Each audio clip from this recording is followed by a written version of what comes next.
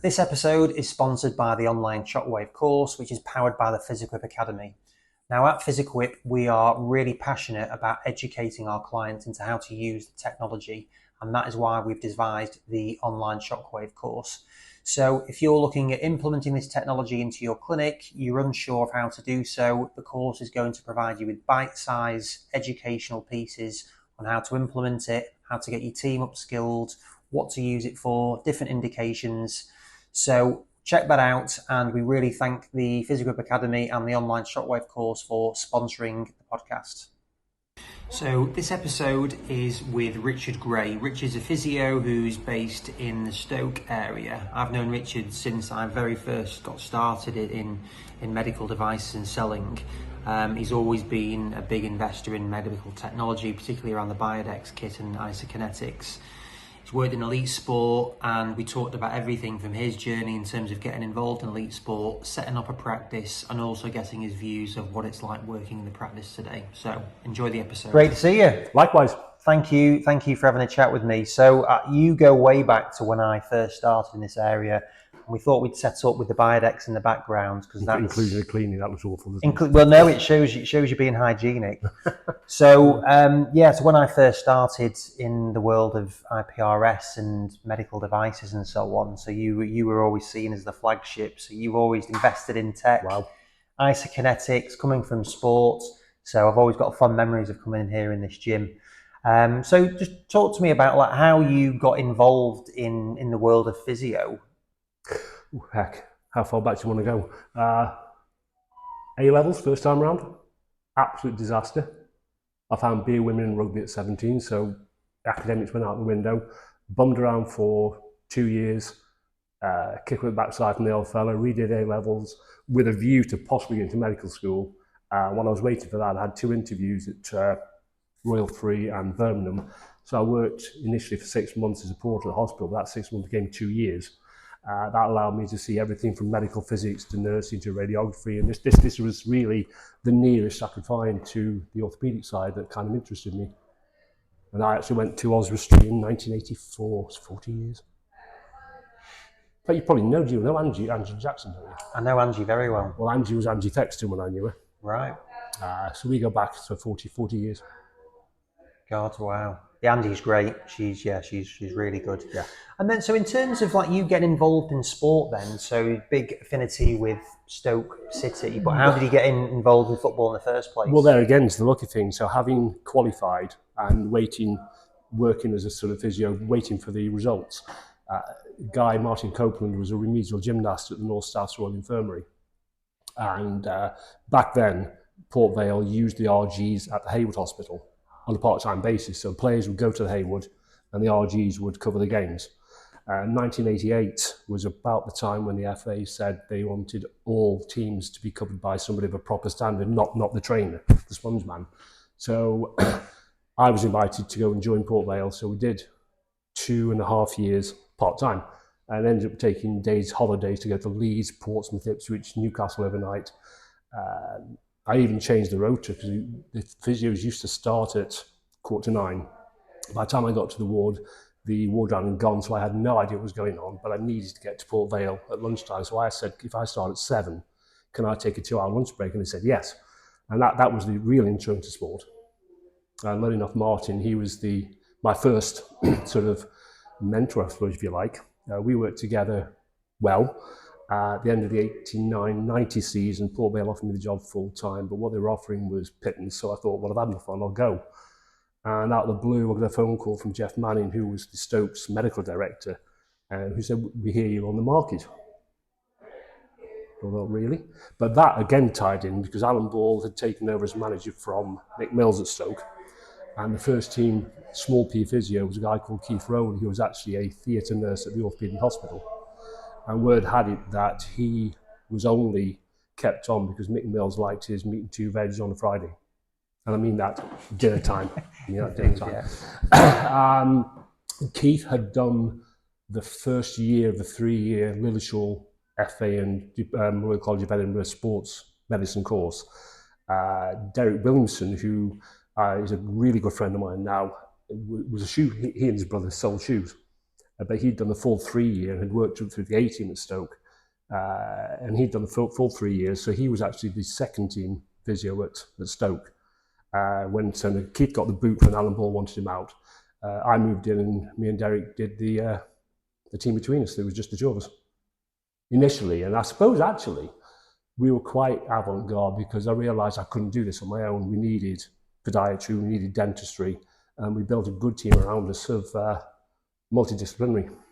Right. And what was it like then in the other clubs then? Like what setups did they have? I love the story when Gary Lewin talked about when he was at Arsenal, when they won the title at Anfield, and there was 4 backroom team of which he was one of them.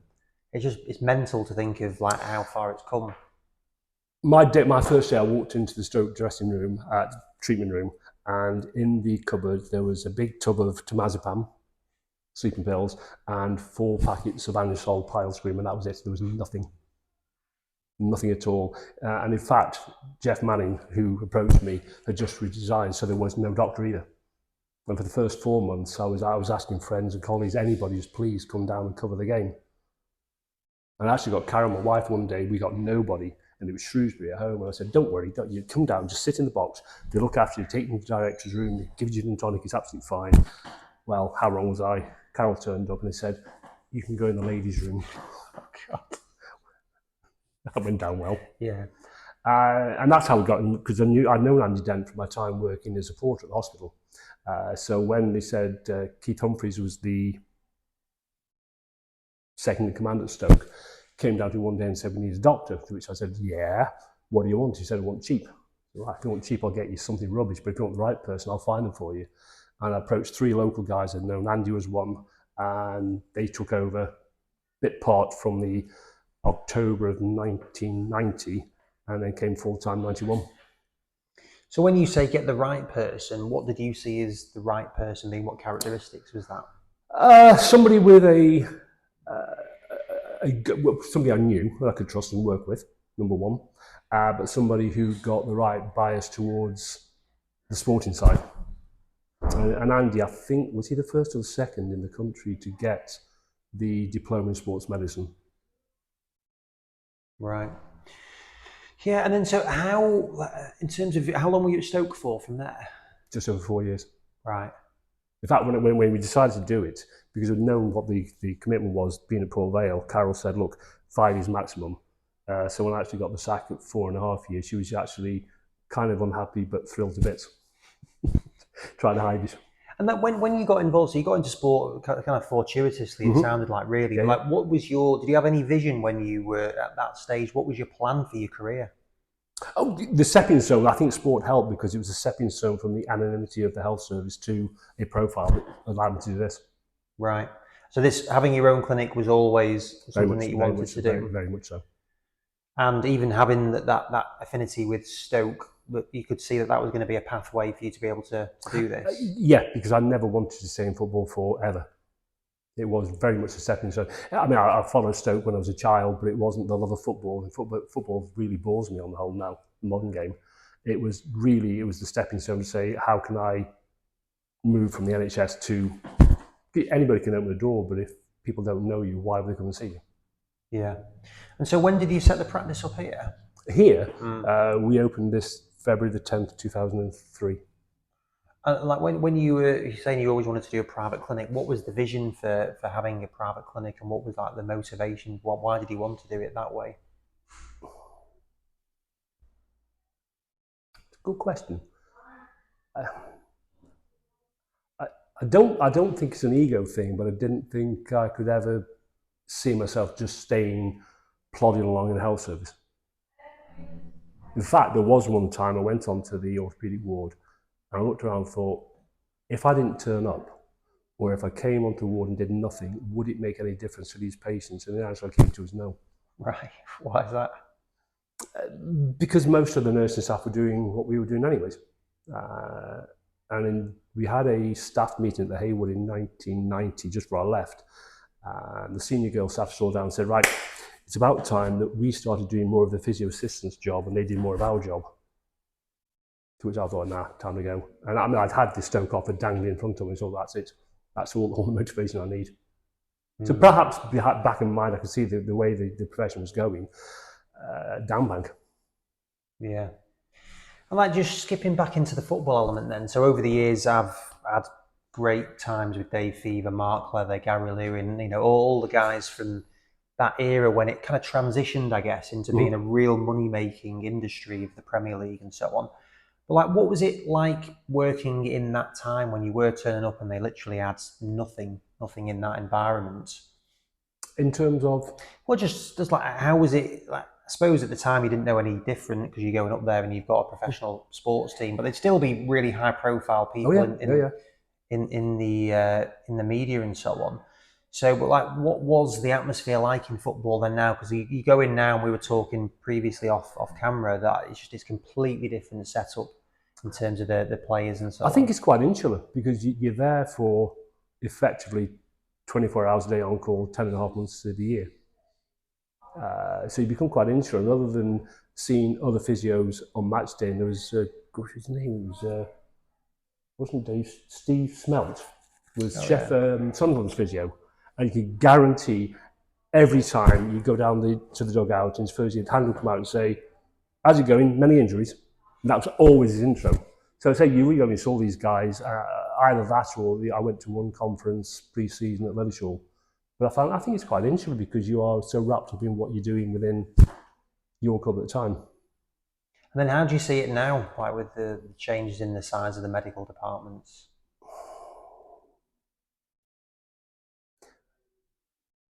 Oh, God. I couldn't answer that direct because I don't know what it's like at Old Trafford and Arsenal. But I know when Stoke built now the Bet365, it was the Britannia Stadium then, it was the medical room was that wide. It was tiny little thing. It was an afterthought. We actually built the gym to have Britannia Building Society employees come and use. So it was built not for the football team and the physio team. It was built for other reasons. So I suspect at Stoke it hasn't changed greatly, other than they're now at Clayton Wood. They've got a proper purpose built. Yeah. Yeah, I mean, it's incredible the amounts that's spent on those areas. Phenomenal. Yeah, you've always been like, we've got the isokinetic dynamometer here, and this is where we first met. But in terms of you were investing a significant amount of money in this sort of thing for your clinic, like what made you want to? I know you got a good bargain from Dave Bingham, which is always a good thing to do. But like, what made you want to go down this route and also have the confidence to be able to invest that amount of money? Do you remember the old DeLorme boots? Yeah. Yeah. Well, can you imagine doing modern day physio with something like that, or a sandbag wrapped around your leg? So I suppose having had the introduction through Dave and Jerry at Akron and then IPRS from Stoke days, I had an early intro into not so much isokinetics until I went down to Ipswich, but the ISO dynamometers there. So I suppose I was given a first sight of what technology was out there and what it could actually do. I like the idea of the isokinetics because it is very much reproducible, it's objective, and becomes motivational.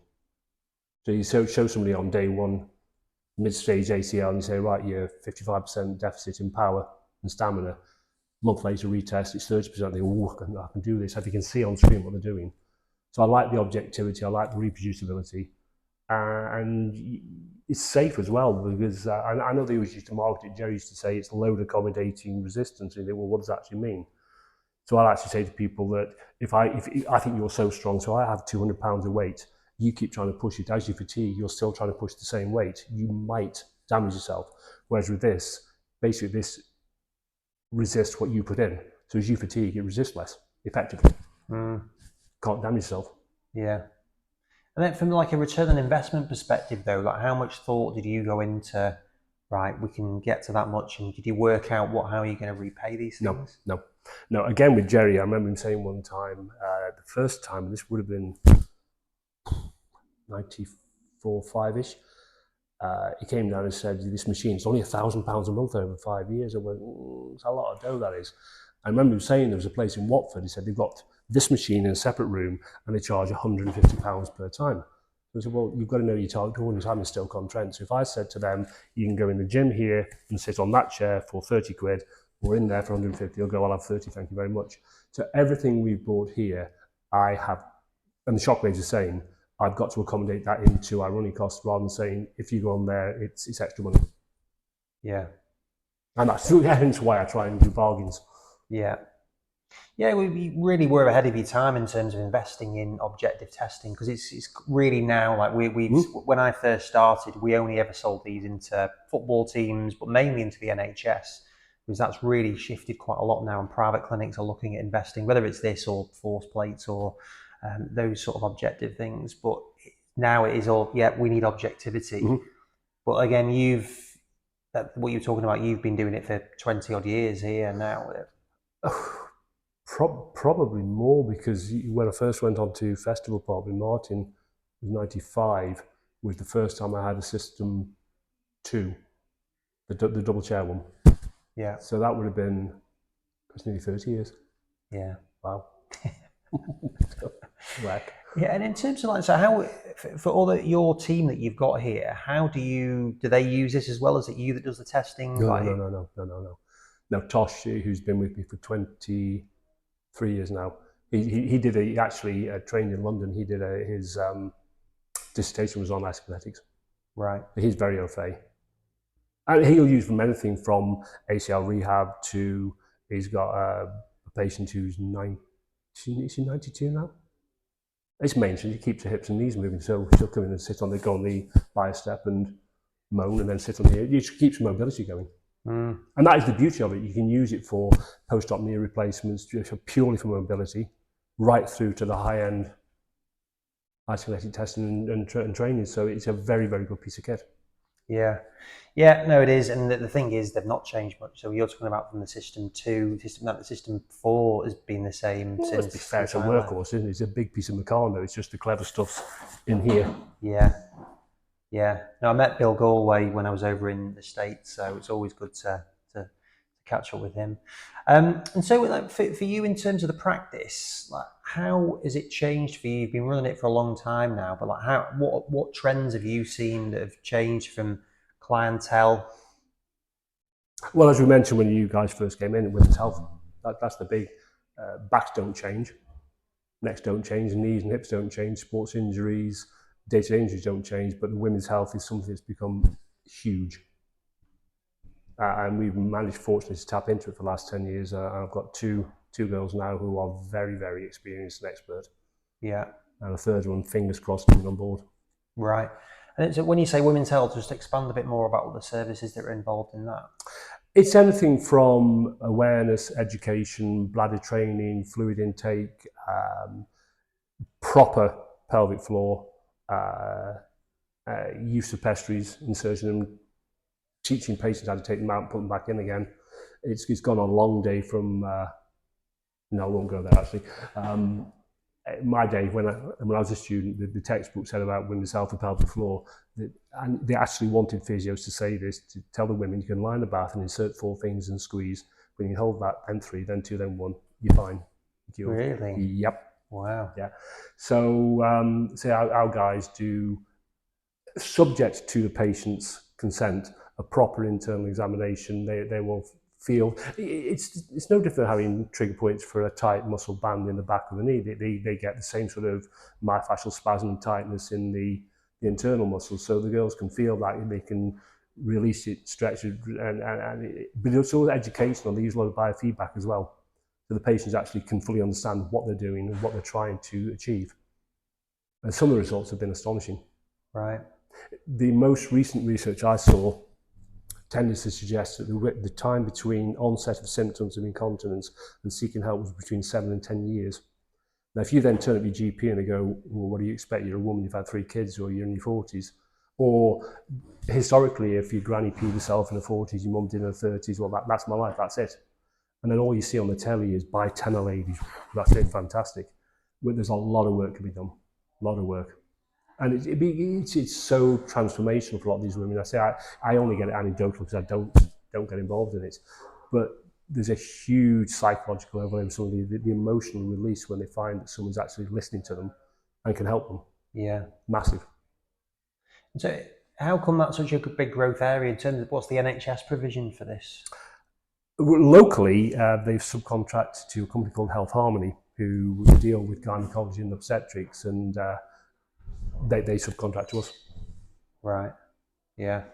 Yeah, no, it's interesting. Again, it's talked about a lot, women's health becoming very big and so on.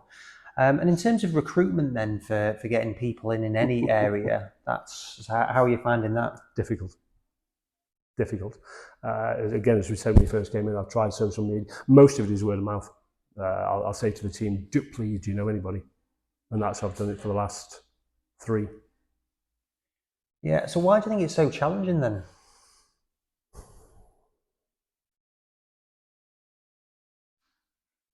Got to be careful how I go down this line of sounding like an old dinosaur.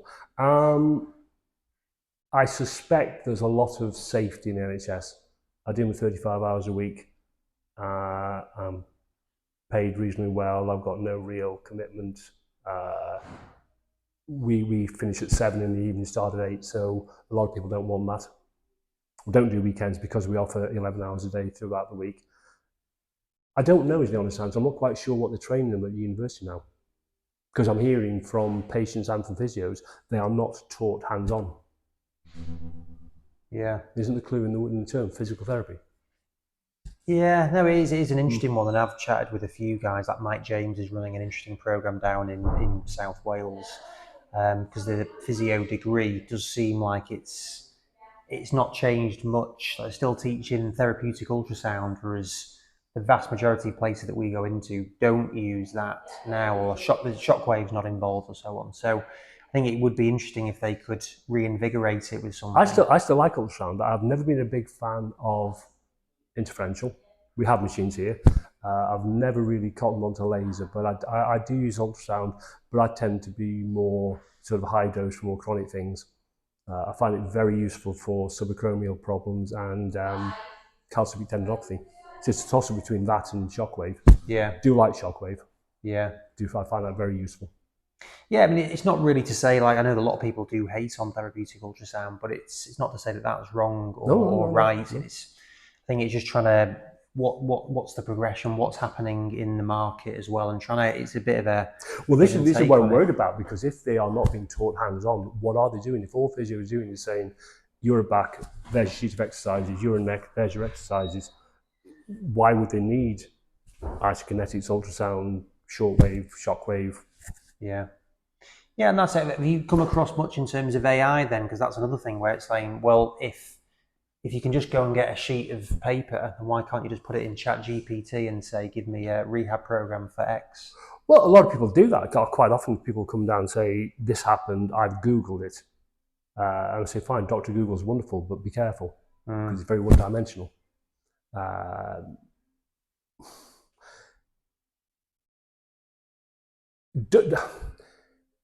You'll know yourself. You come down and say, I've got a problem with the back. Is it discogenic? Is it degenerative? Is it postural? Is it myofascial? Is it something systemic and nasty? So if you just say you're a back, there's your exercises, I think you're a slippery slope. Yeah. And even with compliance, come on, most people aren't going to do exercises. And even if they do, are they doing them correctly? Are they progressing them properly? So unless you've got somebody maybe to come into somewhere like here and say, right, this is what we want you to do. Use the mirrors, you can see what you're doing. This is what I want you to achieve, and this is how you progress it. But if they're not compliant, they'll go, thank you very much, and go home anyways. Yeah, and how do you see the patient then now? Have they changed in your time since you've been working with them? I know you've used objective data, but have their expectations changed? No, because I think by and large, because it's private, people come here because they want to, rather than the NHS they turn up because they've been told they ought to. So we kind of, I suppose we've got a bit of a jaundiced view. Patients say, that is one of the questions I will ask most patients when they come in, is what do you expect? What do you want from this? That's my starting point. I introduce myself, what's your problem? What is your expectations? Because that'll drive where we're going. I've had patients in the past that say, don't tell me about exercises, I'm not interested, you make me better, and so I can't do that. I can help you, I can point you in the right direction, but I can't do it for you. Yeah. Yeah, and in terms of the clinicians then, so when you're recruiting, I know it's challenging to get people through the door, but when you're speaking to them and interviewing them, What skills are you looking for beyond the clinical sides and their experience? What are you looking for characteristic wise? I suppose I'm long enough the tooth to be able to make a pretty snap judgment on basic character. Are they going to fit in with here? They've got to be kind of outgoing. We were a small team here. They've got to work together. I'm not prescriptive, so as long as they are qualified and they're qualified long enough, I will trust that they are good at what they do. We'll take them on a probational period, and if the patient come running out and saying never again, that's a guide. It's really, are they going to fit in with the team here? So it's got to be their personality, I suppose, which you'll pick up on pretty quickly. If we accept that they are trained, qualified physios and they're good at what they're doing, I leave them to it. I'm not going to say, how do you treat a knee or how do you treat an ankle? This is my way. It's up to you. You deal with it. But I've got to have the right team because we are a small team. We've got 2 shared on reception, and we've got 1, 2, 3, 4 of us full time. 1 who does a Friday for me, and this other girl who hopefully will become semi-full time. So not big. Yeah.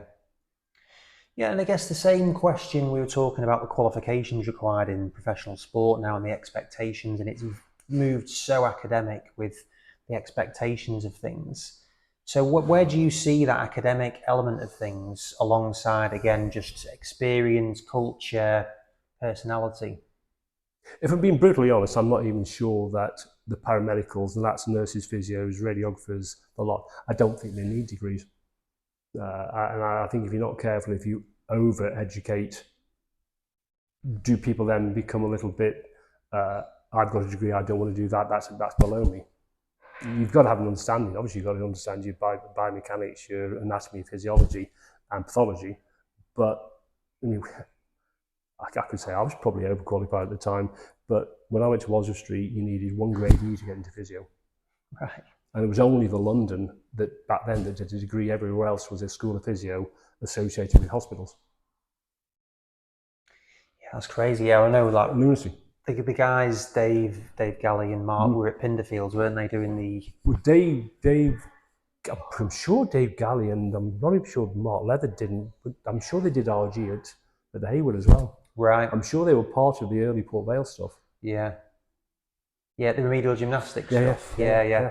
Yeah, no, it is really interesting with that now, because again, we've, like, when we're recruiting for people, when we were working in the clinic, there's such a driver for the academic piece. I feel like there is a loss of, I know, connection, I guess. Maybe that's what it is, just like personal connection with things. If you're sitting for an hour with a patient and you can't communicate with them, forget it.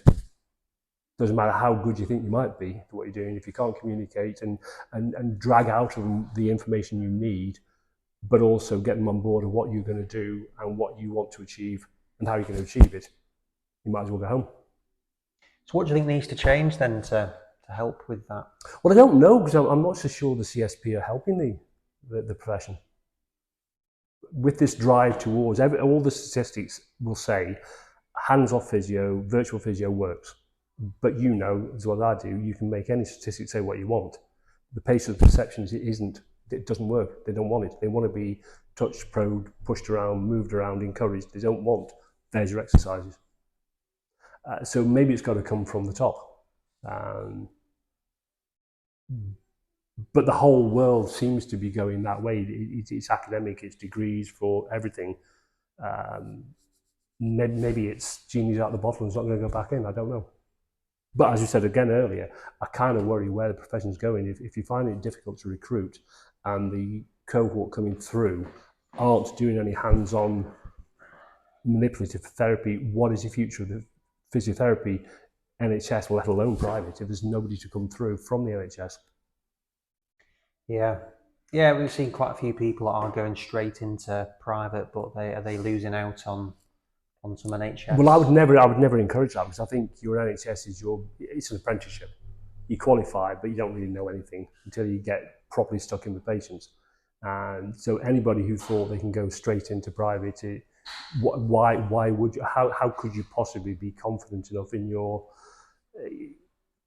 skills, your diagnostic and treatment skills, if you haven't done an apprenticeship somewhere? Yeah. Yeah, no, it's an interesting time. Like sports therapy, sports rehab. There, I mean, It's big, yeah, it's big. they're doing well with things. Like we've Yeah, had yeah. some brilliant. We've got a couple of sports therapists that work for us, and they're brilliant, great. And it does seem like they've got a very good. They've got more desire. Maybe is the word. They feel like they've got to really work for it because it's not HCPC, and they've got to be a bit Oh, they're not. more. It's not, no. So I think that's been one of the controversies, certainly with sports therapy. That it does limit what they can do, but I think that means they do have to be a bit more agile with what they can, what they're prepared to do, and how hard they're willing to work for it as well. I suppose if you're not HCPC, other than the fact that insurance companies won't touch you, have they got? I think they must have a professional backing, though, have they? Yeah, they got professional backing. Fine. So yeah. so yeah, you're fine. It just be the insurance companies won't. But I found we do very, very little insurance work now. Yeah. Because they've controversial again. They all seem to have bought into this with the Nuffield locally, and I'm sure nationally, that it's a fixed package. So you'll go with your either your bag of cash or your private insurance and go to Nuffield. And the consultant might say, right, I've done this to your knee, I want you to go down to that clinic, and then Nuffield will go, fixed price, you pay for it already, you might as well stay with us. And all the insurance companies are doing that now. So the amount of insurance we do is tiny. Yeah. No, again, I think it's the cash pay. There's big opportunities now because the NHS is under such stress on things. So I think the private that we've seen again is like 80% of our work now is in that private sector and elite sports. And it's really exciting. Like we can see a massive growth in it. People are investing in tech, which is obviously great for us. And my goal physically, how do we help the industry with whether it is recruitment and help drive things forward in general. Like what do you see as the future for the private landscape in healthcare and rehab? It's got to be good because I think the NHS in its current guise is probably dead. I think we will. I think we'll have to go social insurance, where you totally private, totally state, and most people in the middle pay a bit of insurance or claim some back. Whether that means they strip back on a lot of the paramedical side, so anybody worth their salt should be looking and saying, right, let's set up either on your own or with a local group of people you can trust and start, I think, setting the seeds for private clinics. Because I think that's where it's going to go. People don't want to wait. They don't want to be told, I'll refer you, but it might be 8 months. And you might get a phone call, you might get a sheet of exercises. So a lot of people say, I can't wait. So I think if people are proactive enough and brave enough, now's the time. Great point to end on. Richard, thank you very much for your time. And appreciate you giving us the tour around here as well. Well, I can't give you a tour, really. Yeah, you've been before, haven't you? You've seen the place, haven't you? Yeah, no, I've been, yeah. Well, brilliant. No, thank you for your time. It's been really good. Good. Thank you very much. Cheers. Pleasure. Thank you.